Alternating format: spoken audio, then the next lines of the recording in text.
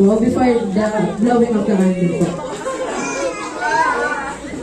Wish ko lang naman sana lumaki siya may takot sa Diyos. Yun lang. Kahit wala kaming pera, basta may takot sa Diyos.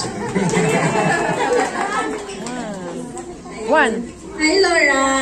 Happy birthday, baby! Ayun, syempre, cliche man pakinggan anak, ganun pala talaga yung wish ng isang magulang. Unang-una, tama yun, lumaki kang may Diyos sa buhay, malusog na pangangatawan, at mabait na bata. Yun lang. Yeah.